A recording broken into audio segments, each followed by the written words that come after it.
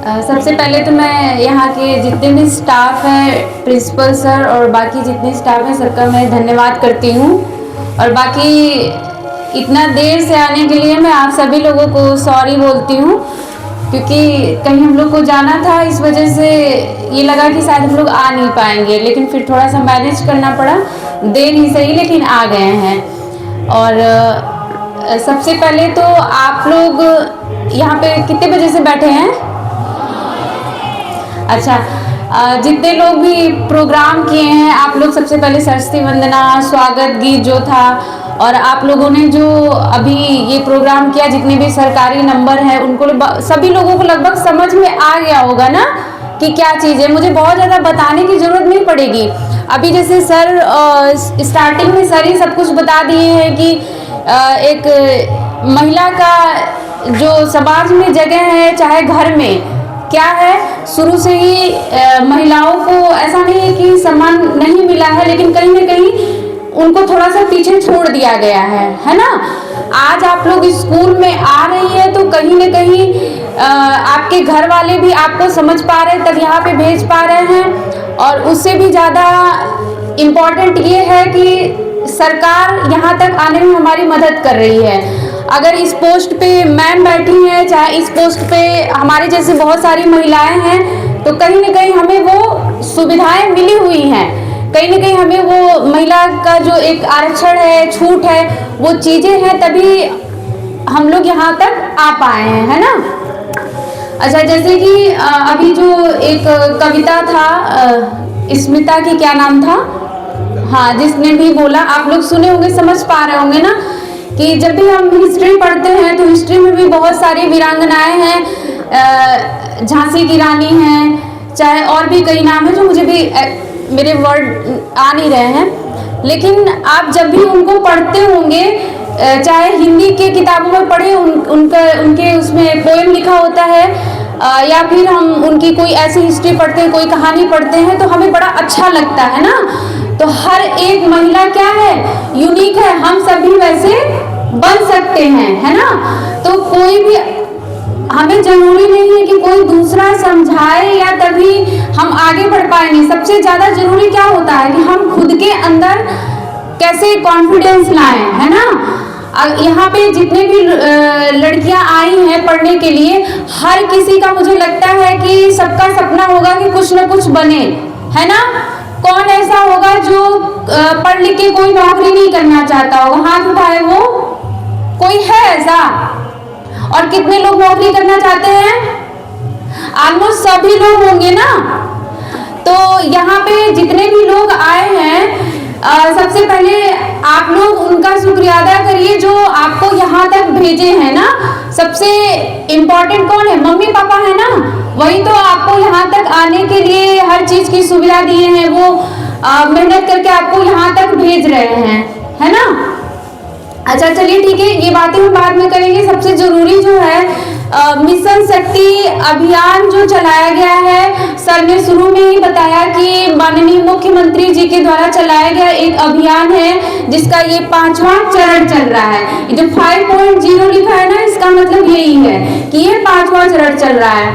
अभी इस पे लिखा हुआ है कि इसका उद्देश्य क्या है? नारी सुरक्षा, नारी सम्मान और नारी स्वावलंबन, यानी कि महिलाओं के संबंध में जो अपराध आजकल बहुत हो रहे हैं। आप लोग पेपर पढ़ रहे होंगे, पेपर तो बहुत कम लोग पढ़ते हैं, आजकल मोबाइल का जमाना है, लोग मोबाइल में ही देख रहे हैं ना।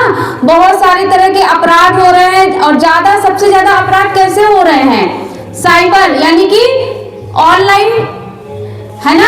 ऑनलाइन जो फ्रॉड हो रहा है वो तो एक अलग है ही है, लेकिन साइबर क्राइम जो हो रहा है, लोग सोशल मीडिया यूज कर रहे हैं। सोशल मीडिया सब लोग समझ पा रहे होंगे ना, व्हाट्सएप हो गया, फेसबुक हो गया, इंस्टा हो गया, ट्विटर हो गया, और भी बहुत सारे हैं, है ना। सब लोग चला रहे होंगे, ये क्या नाम है, एक स्नैपचैट करके आता है, और टिकटॉक तो अभी नहीं चल रहा है, लेकिन इस तरह की बहुत सारी सोशल मीडिया ऐप हैं जिसका सब लोग यूज करते हैं। और सबसे ज्यादा यूज मान लीजिए जो करते हैं वो एफबी हो गया, और इंस्टा इस टाइम चल रहा है, और व्हाट्सएप तो चलिए सब लोग कर रहे थे। तो आप लोग को सबसे ज्यादा जरूरी जानना इस टाइम पे ये कि अगर आप मोबाइल यूज कर रहे हैं, है ना, तो आप अपने उन्हीं जानने वालों से टच में रहिए जिन्हें आप अच्छी तरीके से जानते हैं। जैसे कि अगर हम एफबी यूज कर रहे हैं तो एफबी पे क्या होता है कि सब लोग अपनी जो भी पर्सनल डिटेल होती है, नाम है, पता है, उसके बाद हम कहाँ पढ़ रहे हैं, लोग अपना स्टेटस एकदम जो भी कर रहे होते हैं ना वो उस पर अपडेट करते जाते हैं। जैसे कि आज हम यहाँ जा रहे हैं, हम अपनी इस फैमिली के मेंबर से मिल रहे हैं, या फिर हम यहाँ घूमने जा रहे हैं, आज हम इस स्कूल में जा रहे हैं। मतलब कोई भी चीज, हर एक चीज लोग फोटो तो खींच के उसमें लगाते ही हैं, साथ ही साथ उसमें एकदम बढ़िया से लिख देते हैं। क्यों किसी को बताना इतना? हम कह रहे हैं कि अगर हम कहीं जा रहे हैं तो हमें अपने घर वालों को बताना जरूरी होता है कि हम कहीं जा रहे हैं, अगर कहीं रास्ते में फंस गए या फिर कोई समस्या हो गई तो उन्हें पता होना चाहिए। हम औरों को क्यों बताते हैं इतना? आजकल इसी वजह से बस फ्रॉड हो रहा है। जो फ्रॉड लोग होते हैं वो यही देखते रहते हैं, उनको आपकी सारी डिटेल पता होती है, आपकी आईडी क्या है, आपका सब कुछ पता होता है। आप डालते हैं कि मेरे फैमिली मेंबर में मेरे माता पिता है, मेरे माता पिता ये जॉब करते हैं, हमारे भैया चाहे हमारी दीदी जो भी हैं, आप सबका डिटेल लिख देते हैं और फिर वो क्या करते हैं, वहीं से आपका सारा डिटेल निकाल के और फिर क्या करते हैं, आप अपने दोस्तों की भी डिटेल उसमें डालते हैं। और फ्रॉड कैसे होगा? आपके किसी भी एक दोस्त का नाम उन्होंने देख लिया कि हाँ ये आपका दोस्त है, ऐसा ऐसा, आपके घर पे आपके माता पिता के मोबाइल नंबर पे कॉल आएगी, वो बोलेंगे कि आपकी लड़की फलाना नाम है, चाहे आपका लड़का किसी के साथ भी हो सकता है, जरूरी नहीं कि सिर्फ लड़की के साथ हो, है ना।